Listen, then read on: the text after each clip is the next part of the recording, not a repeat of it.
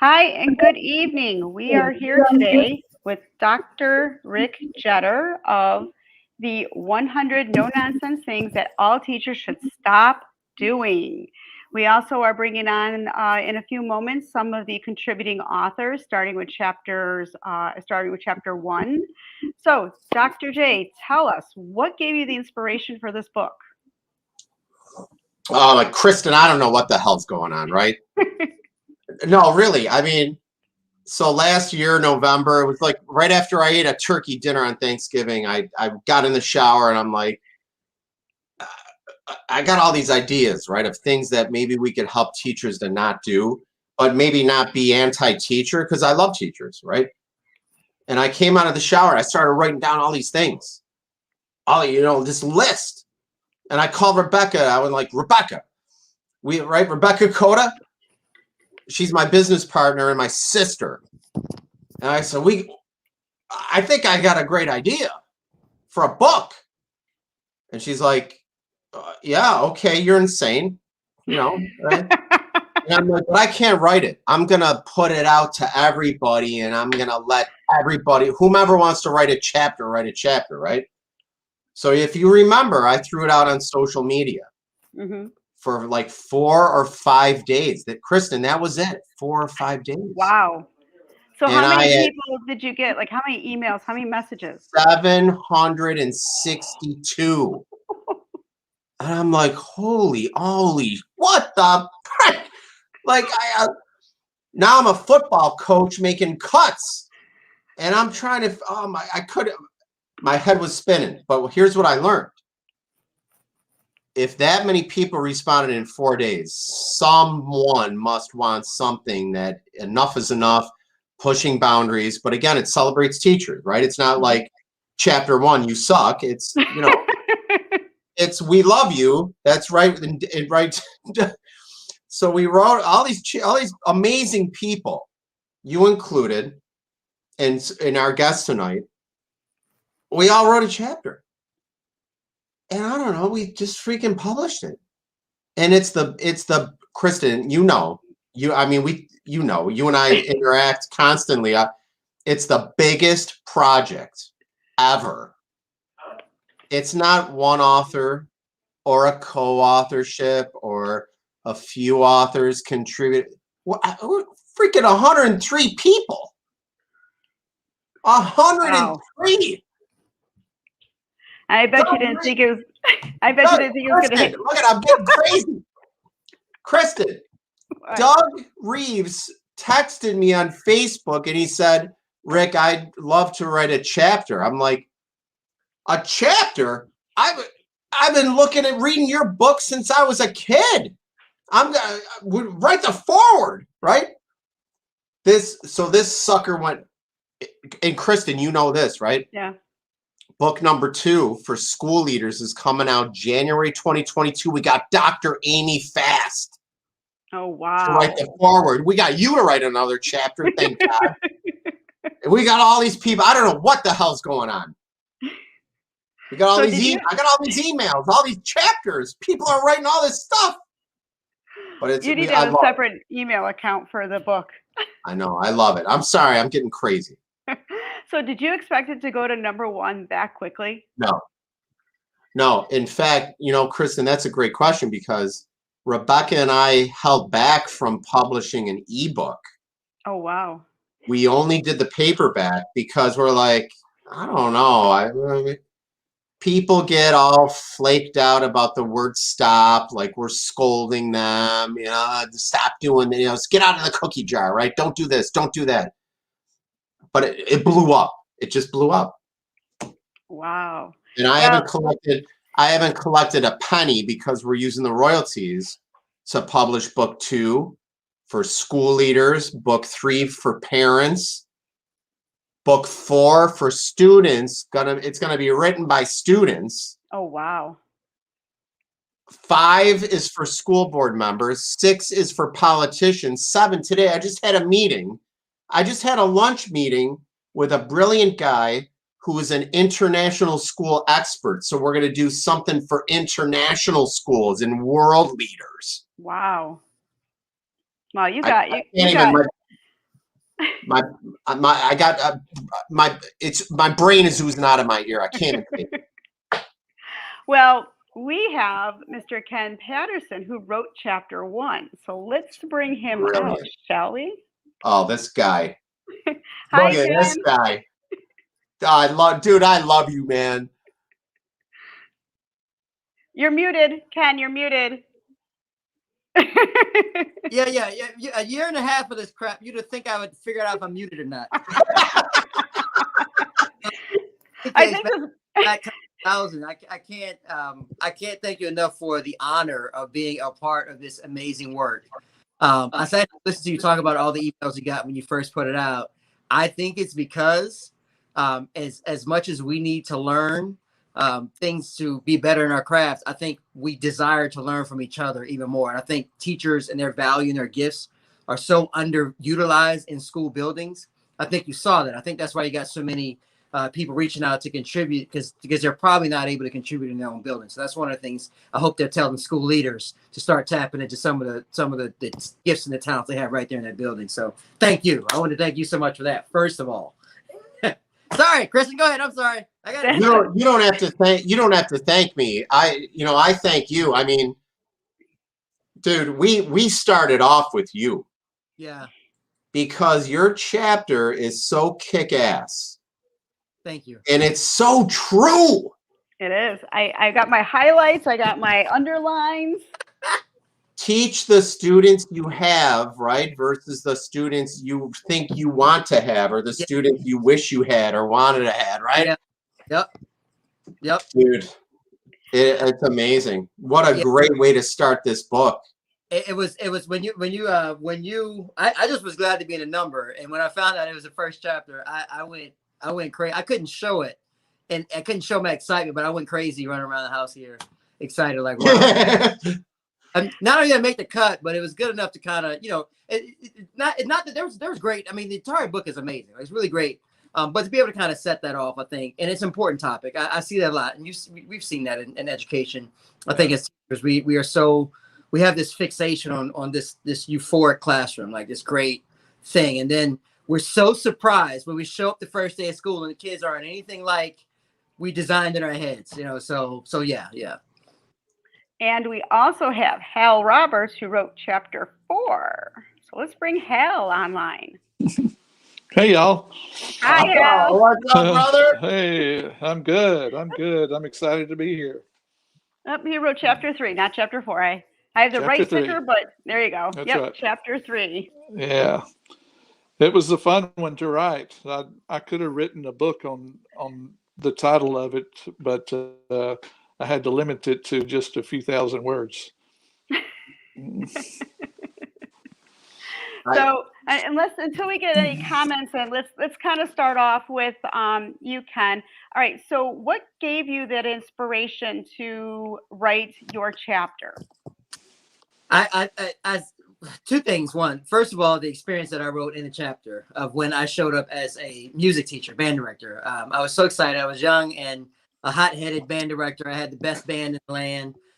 And I would listen to North Texas Wind Symphony, the Juilliard School of Music ensemble performances, and I would be practicing those performances in my head. So much so that when I got in front of the actual ninth graders with zits and stuff in their faces and boyfriend trouble, I didn't even hear them. I was conducting this music and they sounded a mess. They needed someone to slow down and really work with them note by note. But I didn't hear him. I wasn't listening to him. I was hearing what was already in.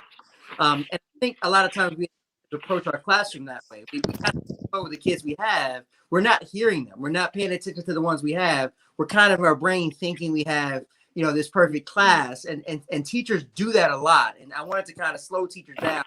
You're most effective when you're most aware of who's in front of you, right? So I wanted the teachers to get that message. The second thing that reminded me, I don't even know if I put it in the chapter. I hope I didn't, because I probably I was in the summertime. This is one of my first years in administration in the summer, and an email comes through from a teacher, and the email says, I have already worked it out with the co-teacher. I would like to have these three students removed from my roster I heard a lot. Oh my gosh.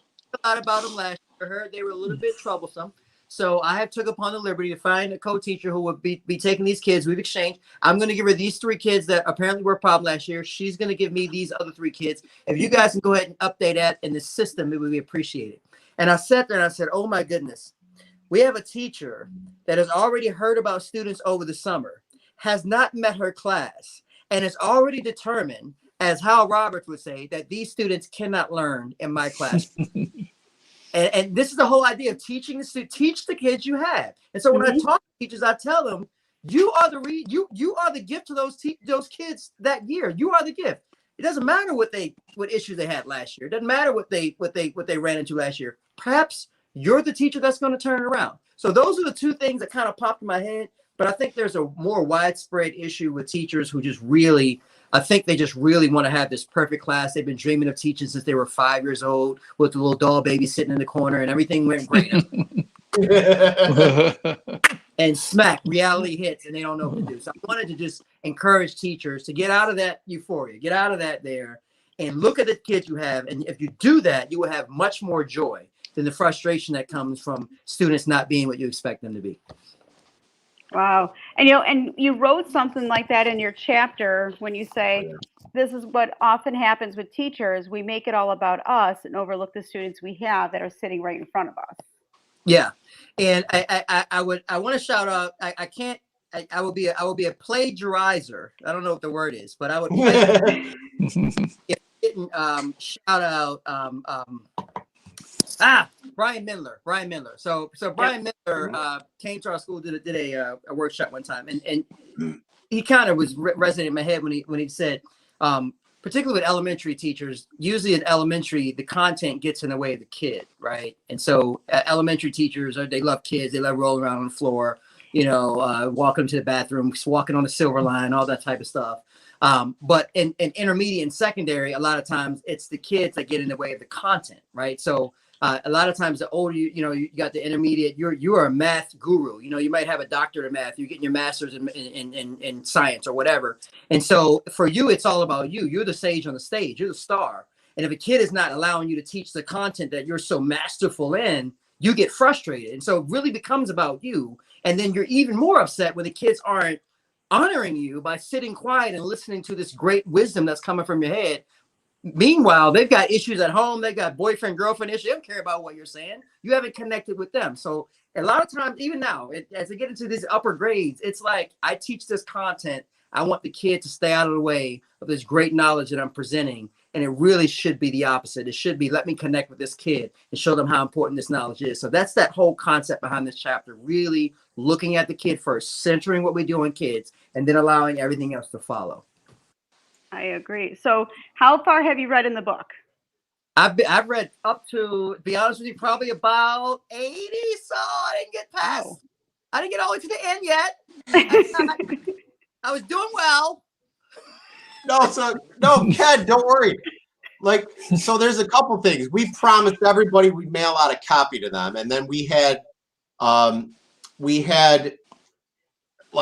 file issues with Amazon. So with the unedited version was uploaded and it was shipped to my house. I've got 110 duds in the corner of my office right here. And we had to send the right file, right? It's just, we're learning the whole publishing process. So our apologies for not getting something out to you right away, but I have to read a sentence from your chapter, Ken. And it blows me away because it's so perfect. The students on your roster, the actual ones with names on your class list, will have a teacher fully committed to their growth and development, regardless of how long it takes, and you will be that teacher for all. And what's beautiful about this is people start to run away when they see the word stop.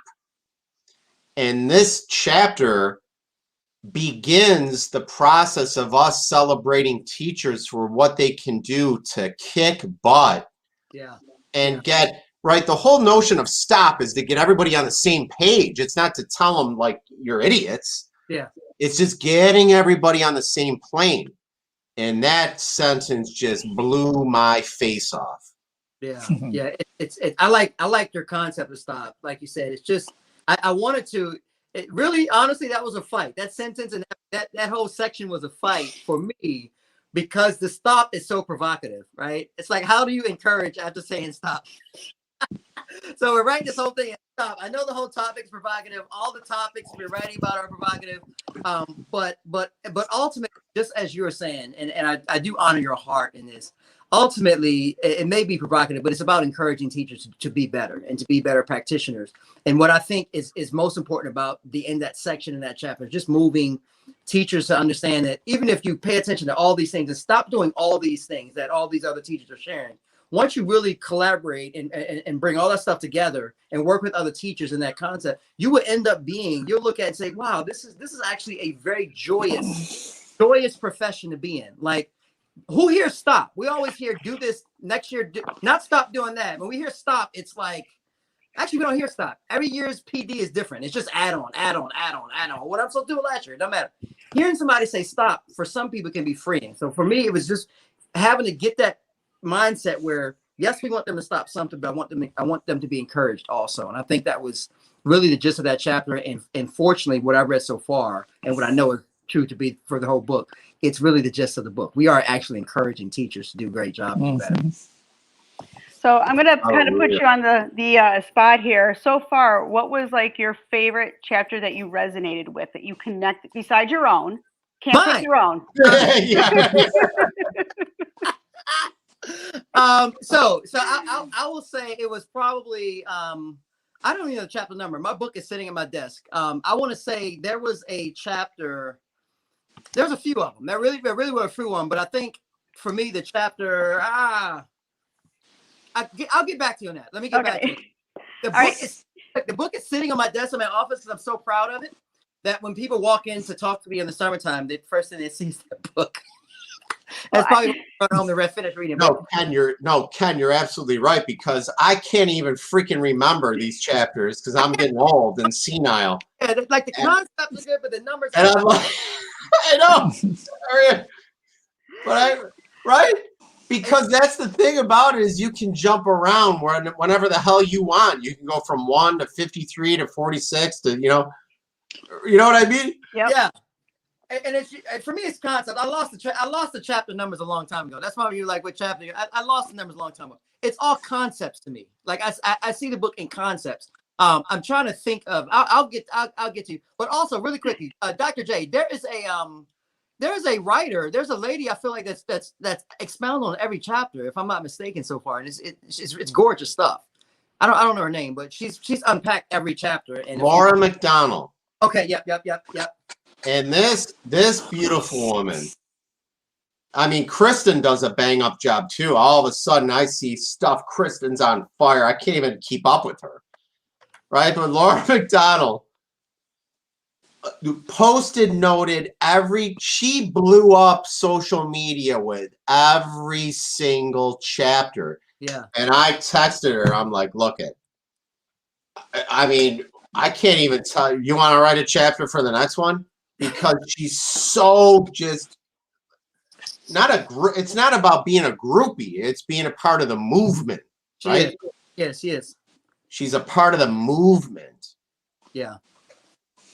And so let's take a looking at Hal's chapter, which is really interesting because, believe it or not, and I know it's going to be hard to believe, but there are some teachers that believe students cannot learn and they just won't help them. And I've read Hal's stuff before through EduMatch. I read his other book. And so when I read his chapter, it was just as remarkable as his book. So Hal, what was your inspiration for writing your chapter? Well, I think one of the things that I even start off in my chapter is I give 2 presentations, one on lesson design and another on neuroscience on brain-friendly strategies. And when I saw that, I said, oh, man, I hope I can get this one because, number one, I've heard teachers say this, some students just can't learn. And one of the things I do in my presentation, I say, okay, how many of y'all believe that there's no such thing as a lazy student? And I get hardly any hands up, I mean, wait a minute, there's no such thing as a lazy student, and they start thinking, yeah, I got a bunch of lazy students in my classroom, and then I start asking the question, when your lesson is relevant.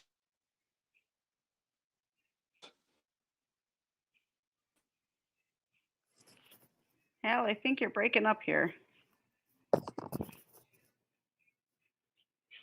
think Hal stopped on us here. He's got the Wi-Fi bug. Oh yeah. No, that's Aristotle. That's the Aristotle bug. Look at him. I'll send him a message. We'll get him back. Yeah, we will. If he Give him needs- the AED machine. Give him the jumper cables. By the way, Kristen, you have to ask him about his new school that he established. Okay, I will. This guy freaking set up a new school single-handedly. Wow. Can I work there? Once we resuscitate him. Yeah, well, Yeah. he's passed on. No. Oh shit, I lost him. Oh shit, we lost him. He'll be back. He will.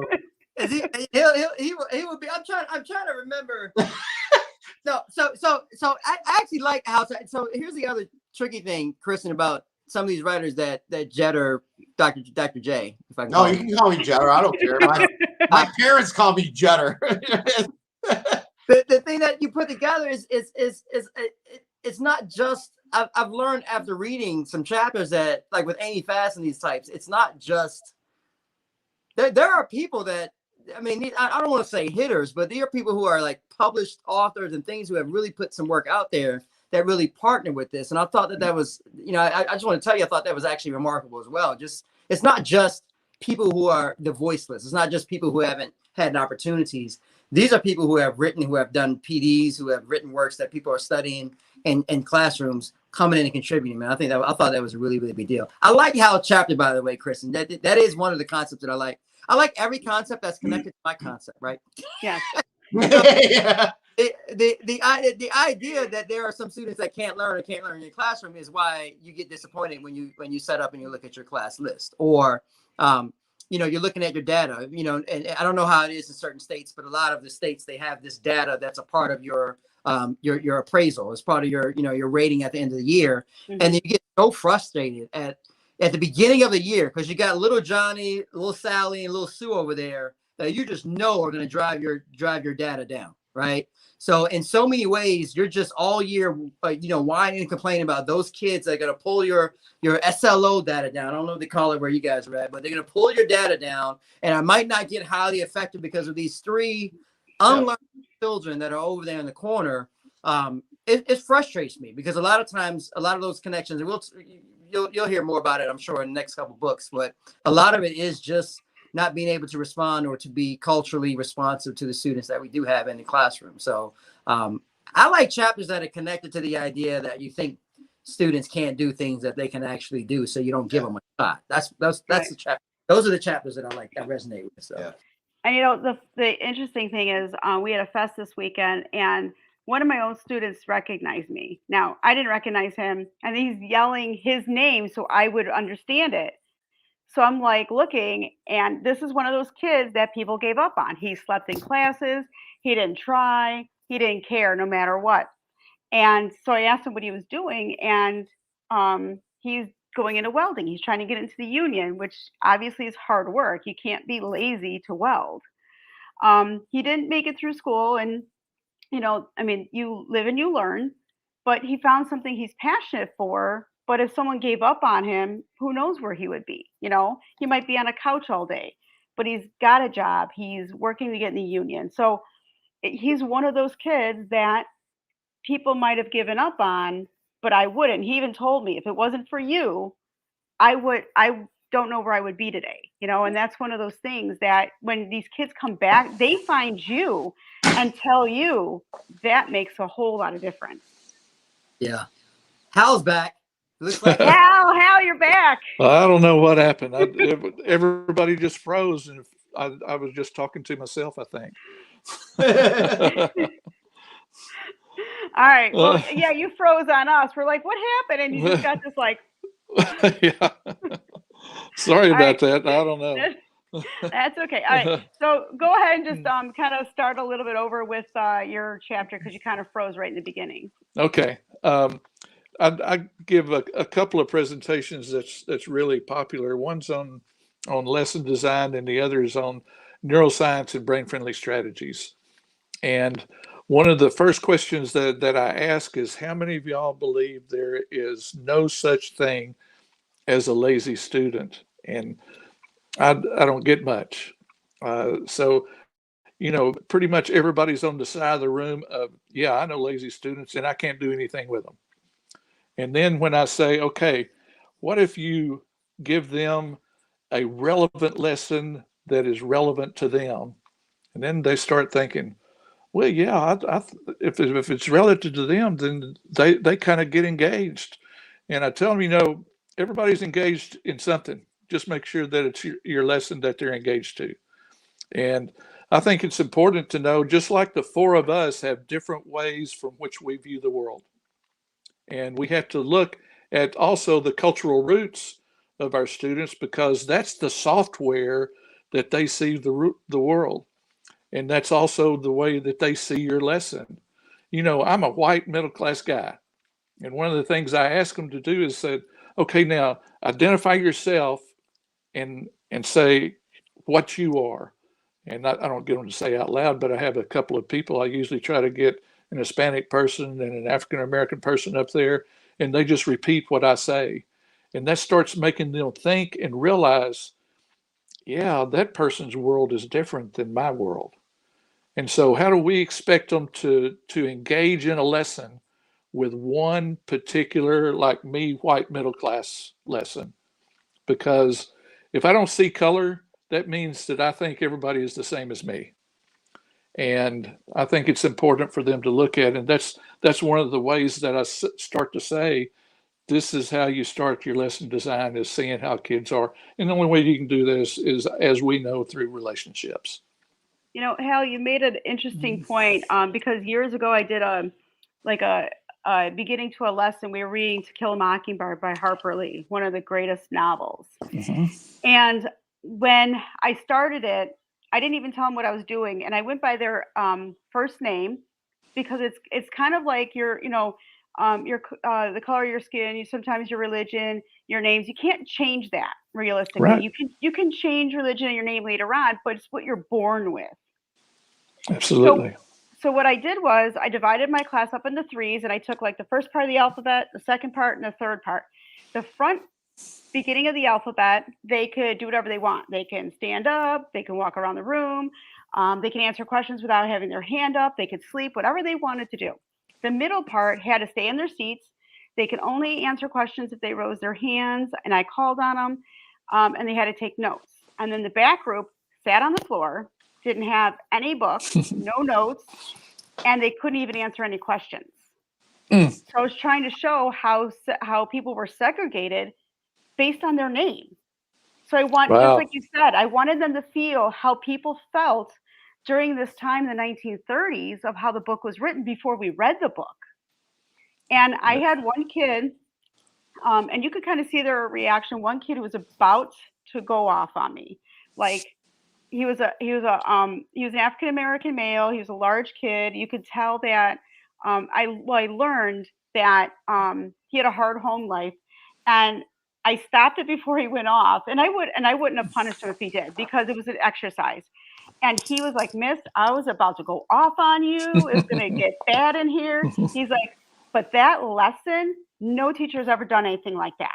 And he was in the back, like he couldn't do anything. He was one of the kids that couldn't. He wanted to answer questions. He wanted to participate, but I stopped him. And he's like, "You know what, Miss?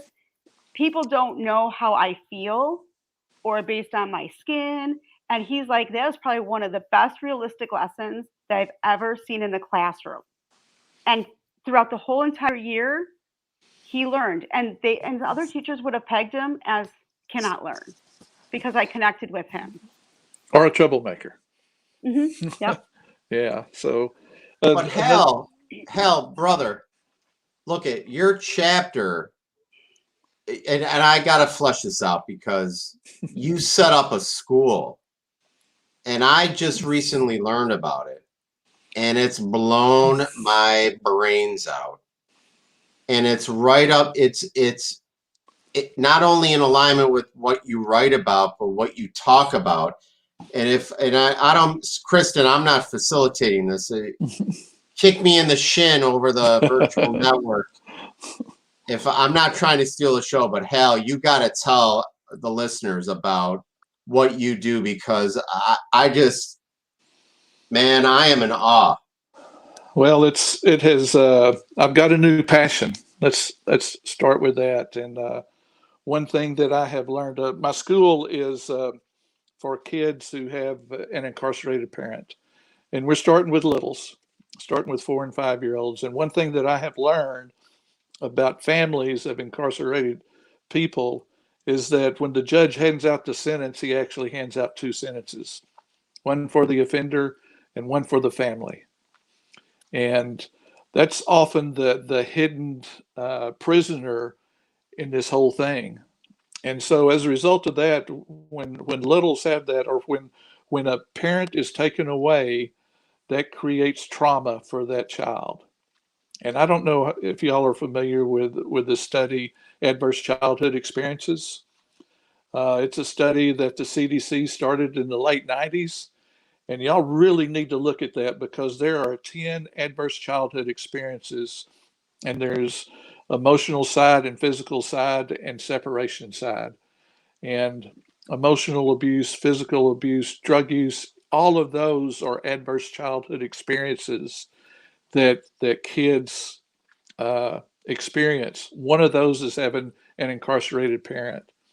And what this does, it creates trauma and creates toxic stress in their lives. And if you know anything about those 2 things, social emotional learning has to be a basis of the whole learning process, because they need to learn how to manage their emotions and be able to self-regulate those emotions when different ones come up.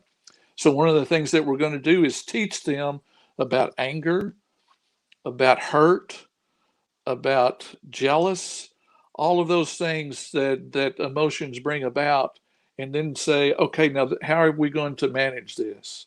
So, and it's crucial that we say manage, because you can't control emotions.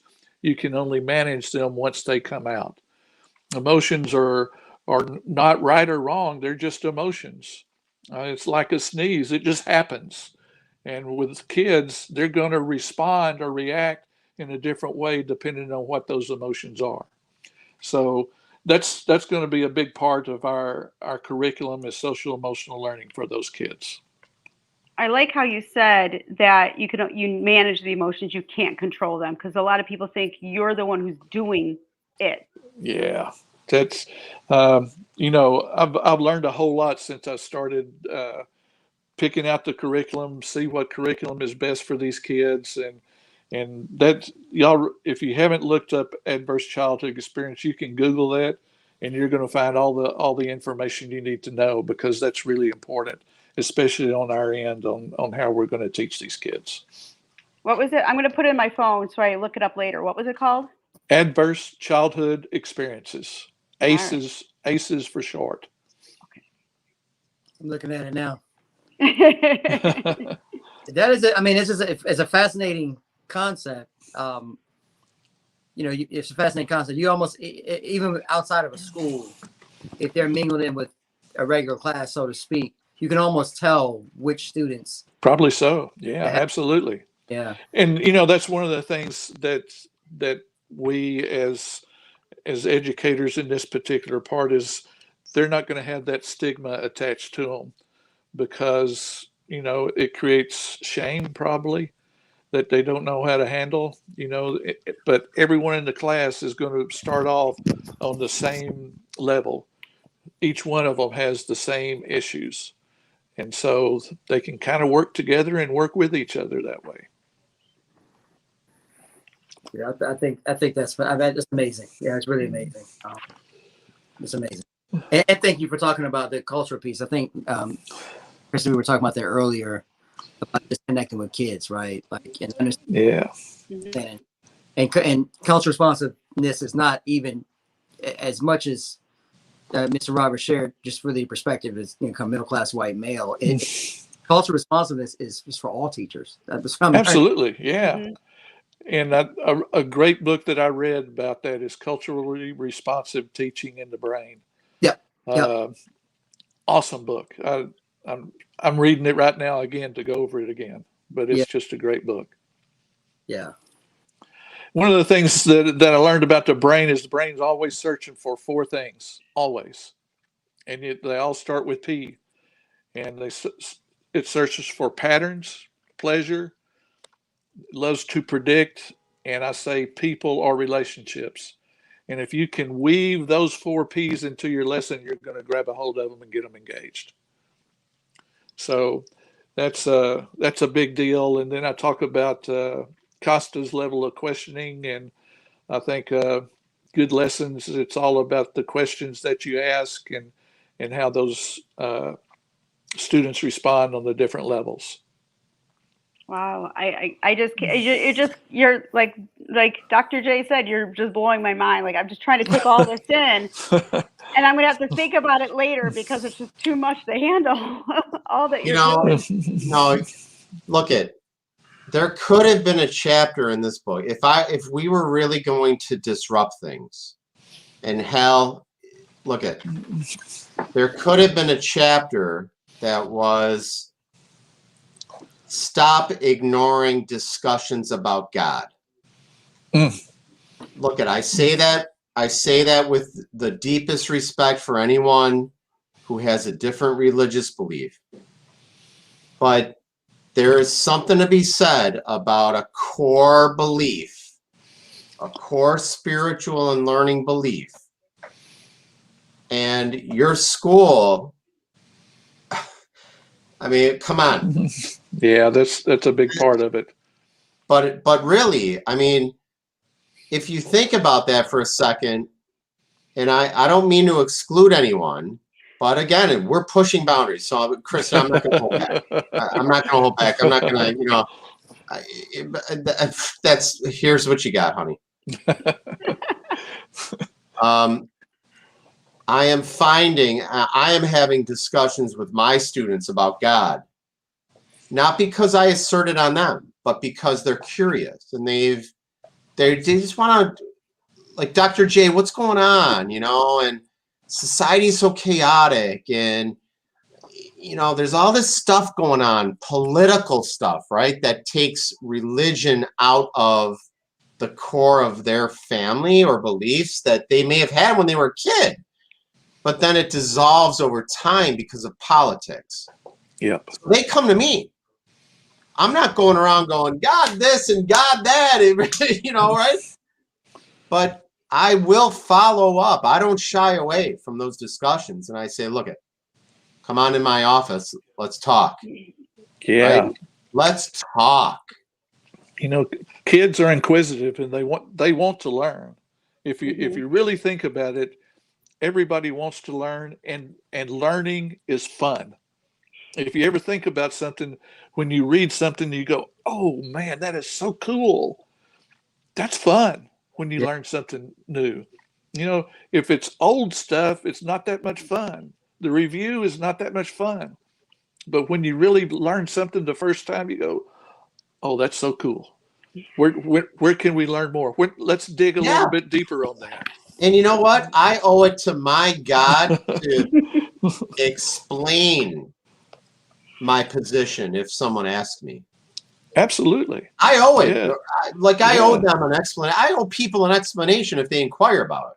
So if they come to you, then that's they want to know. Yeah, I'm not hitting I'm not, smacking them over the head with the Bible and, walking around with a stick and hitting them in the shins, But once that gate is opened, I got to follow through. I have to. You better. And that's pushing boundaries. Oh yeah, for sure. And it's interesting, Christian, when you use the word inquire, because inquiry is a big part of learning, and that's one of the things that I talk about in my lesson about Costa and his level of questioning. And it's funny because my wife and I are often talking about different topics, and we see a sign, or we start on something, and one of us will say, "Oh, that's a level 1 question." And a level 1 question is something that you can Google and find the answer to. That's level 1. But we all know that we want to get deeper than that, and really the only way that you can get deeper is by questioning, and that's to get to level 2, or to look at it. And I use the Wizard of Oz in my example in my chapter because everybody's familiar with it, and so I think it's good to use different levels of questions. If I can add, I like what Dr. J. I just love saying Dr. J because it reminds me of. Ken, I wish I could even come close to hitting the rim. It just reminds me of Dr. J. But just this concept of inquiry, and even as you talk about talking about religion and some of these other topics, I like. So I don't know if you guys are familiar at all with International Baccalaureate, IB, World Thinking. Yes. Really, it's really inquiry-based thinking, and it's concept-based instruction. So you're still teaching standard and stuff, but it's really around concepts. But one of a concept to consider, as you were saying, Dr. J, is really the concept of conviction, right? And I think if you are convicted of a thing, convicted by a thing, I think it should be your duty. I think you should be obligated to share that thing with and whatever it is. It could be religion, could be politics, whatever. I think as teachers, one of the best things we can do is open up. We can stop shunning from certain topics and stop doing that, and helping students to see the value in having convictions, right? If Dr. J went to a new restaurant that opened up and served the best cheeseburger, this side of heaven, and did not share that information, then you're rude. It's a shame. That's right. You're enjoying your point. That's right. I love that. Share, I love cheeseburgers too. I love what you're saying too. Yeah. When he goes and gets a cheeseburger, he's going to post it on Twitter now, and he's going to tag you. Be rude. It would be It's true. Be selfish, right? So if somebody feels strongly about a thing, it could be their faith, it could be whatever. We as teachers sometimes have to stop trying to regulate that and keep that out of the classroom and allow that actual natural discussion to occur from curiosity. Let the kids see that people can have convictions. We don't have to necessarily agree with convictions, but to say that convictions don't have a place in society is wrong, because people who have convictions then come in and share their convictions with people who don't know how to deal with convictions. And that's on a national level. Now everybody, when we graduate school, when they're in the real world, people certainly have convictions. They certainly have them, and they weren't trained in school because we were that's right. behind. So I like if right, no, Ken. And then if they find someone who don't have the same convictions that they do, they can just block them on social media. Unfollow them, block them, silence them. Right. And then you got a whole timeline full of your people with your conviction, and you think that's how. And then you're surprised when you walk to Walmart and you find out somebody's got a shirt on that says something different than you believe. Don't get me started. I'm out of it. It's chaos. You gotta drop the mic. It's chaos, Kristen. So Hal, Yes. How far did you get into the book? I think I'm in the 50s right now. But honestly, Ken's chapter caught my eye because I keep thinking that parents send their best to us. They don't leave the worst behind. They send their best. And that's the first thing I thought about when I was looking at yours and reading that, is that, kids are kids. We know that they're going to be that way, and it doesn't matter their cultural background or what. When you get right down to it, they are seeking relationships. And once you dig down through that, it opens, like I say in my chapter, relationships opens the brain up for learning. And if all teachers got a hold of that, they would, y'all know that. I'm preaching to the choir here. So if you guys can think of one thing, like if a teacher hasn't, I don't know how a teacher has not heard about this book yet, okay? They must be living in a cave or something. But if a teacher, asks you about a book, what could you say, let's say in 4 words about this book? What would you tell them? 4 Uh, words. I'll go by what was kind of said at the beginning, and I'll just cut it to 3. We celebrate teachers, Wow, and I and like that. and that's just what it is, because it stop is in the first part, and when you see stop you think negative, but also I can think of when I was a little kid, we were taught to stop, look, and listen. And I think that's the way this whole book is written, is just stop for a minute and consider. And I think that's kind of where we are, and that's what the authors did. I think my 4 words would be hope is not lost, right? Hope is not lost. It is a book that, as I'm reading through some things and reading through what people are saying, just seeing that there are some great ideas. There's some great. We're not out of ideas. Hope would be lost if we were out of ideas. If we were unable to share ideas. If we were unable to work together, to partner. But that we are able to, as teachers, share these phenomenal ideas. Really, it's an encyclopedia. It shouldn't even be called a book. We call it really, that we're able to share these ideas, I think for teachers should give them hope, should give them new ideas from their colleagues, not some acronym thing that they're going to be pushed down from the school board from the top, the ABC and whatever. It's not that.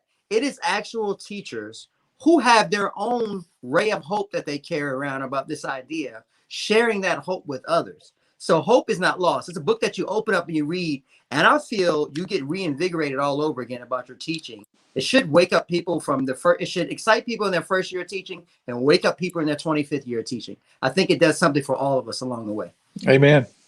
Absolutely. All right, Dr. J, what's your 4 words? Man, I love these guys. We could go all night. All right, I'll be real quick.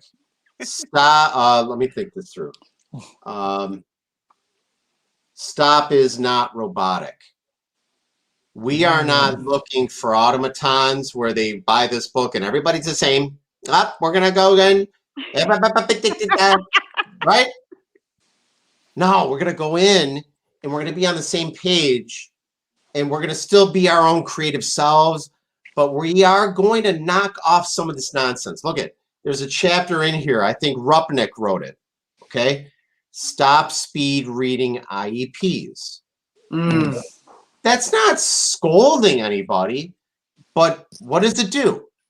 It takes a real thing that we do deal with in our busy days. Look at, I'll be the first to admit, I've scrolled through the IEPs and I got it. I know what this kid needs.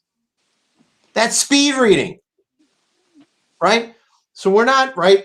It's not a robotic thing that we're trying to create. This isn't a robotic series. This is things that, look at, let's just grow together, get on the same page, learn how to be better.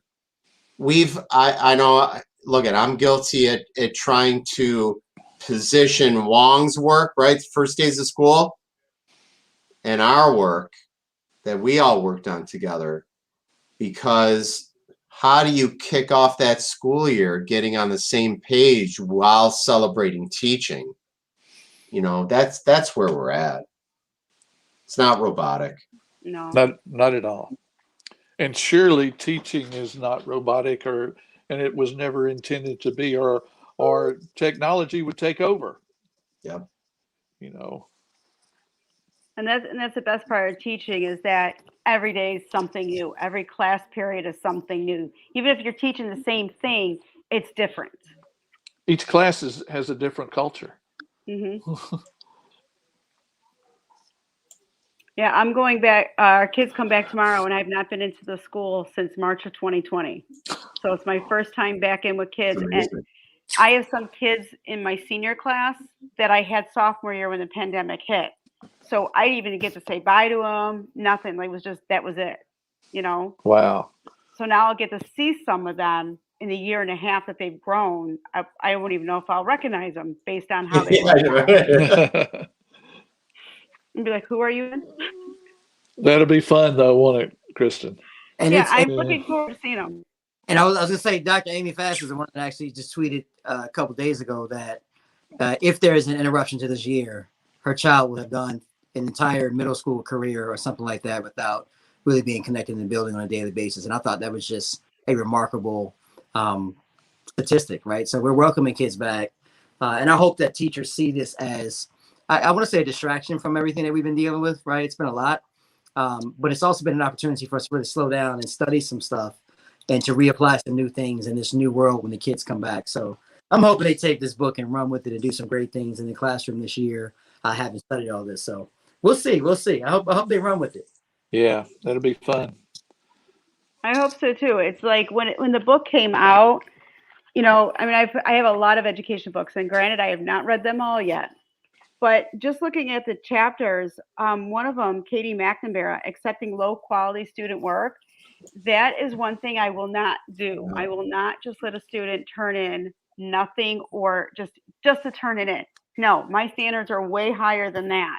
And reading her chapter is exactly like I needed someone to back me up. You know, you're going to turn in something you can turn in, just don't turn in anything. Yeah, or otherwise you're saying that particular standard or objective is not important. Mm-hmm. Or you don't believe in that student, right? Yeah. Or you And then know, it goes that's back. even better. And then it goes back to students can't learn. See how It goes back to chapters- your chapters, guys. I know. everything's Yeah. intermingled with each other. It really is. Yeah. Yeah. All right. Anything else you guys want to say about the book that you know, that inspires you, that you want to inspire others? Something about your chapter, something about Dr. J. No, don't say anything about me. I just think it's a great book. It's a collection of the best and brightest educators, and I don't know if it was each one of their specialties of what they wrote on, but it sure came out looking like that because there's a whole lot of expertise. You can see passion come through because yeah, I could go on and on about it, but it's just a great publication. I think some of the greatest books have more than one author. I think that, as a matter of fact, if I can share my own, is a book of many people who have written together, and a book that is like the test of time. So a lot of the books we've read, if you go back to some of the books you have read, it's great to have a book from one author, but it's magical when a book really comes together from lots of people from lots of different walks of life that basically have the same hope and the same goal, and that's to improve outcomes for kids, and that's to improve educational experiences for kids. So I do want to just to say to Dr. J, it really is remarkable that it happened. He opened up to a lot of people. Even some of the anthologies that you see, or some of the collective works that you see, are kind of people in their own circles, right? You know, Dr. J probably has 10 friends that he could have wrote a book with, called it a day.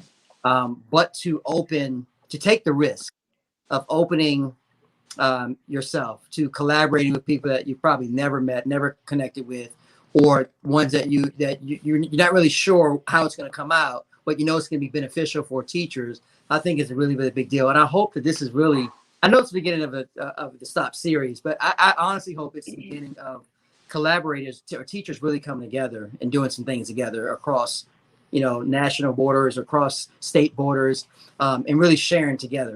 That is really what stuck out to me the most. So I do thank you for taking that risk, for opening and expanding this beyond the few people that you knew, introducing authors to each other, introducing us to some of these people. Like, I got to go and read Hal's stuff now because like I would not have connected except maybe you would have tweeted him somewhere, but the fact connected us all together. That's right. Yeah. What we need to be doing in education. So thank you for that. I really appreciate that. Well, Dr. J's got to start with that 100 stop conference coming up next year. So There you go. Our core team is planning some really cool things. So, you know, we'll get that out to you. Closing thoughts, right? You said, Kristen? Yep. when this sucker comes to your house, it's a phone book. I mean, the freaking thing is a phone book. Jeff Kubiak, our friend and affiliate consultant, he said this phone book came to his doorstep. It's like 1.4 pounds, right? No, I mean it's crazy. It's not a like most of the books that I've written. Hal, you know this, right? It's a 6x9. Yeah, that's right. Kristen, you know this. 6x9, right? Mm-hmm. When Rebecca tried to fit this shit into a 6x9, it was 590 pages. The damn thing can't be bigger than the goddamn Bible. God, I swear I love you. You know, strike that from the record. It's live. I can't. Yeah, it's live. Yeah, God's Way to got me. go. I'm starting to have a heart attack, right? No, but really, you know, we could not do it without the authors. The vision is that the one author book is dead because voices matter. And if I had 100 items coming from one person, I don't think the credibility, even though people are very nice to me and they give me credibility, I still don't think the credibility is there when you're writing about something that really pushes boundaries. And that's why we opened it up. Hell, we gave some current authors a chance to just continue their portfolio. We gave new authors a chance to begin their portfolio.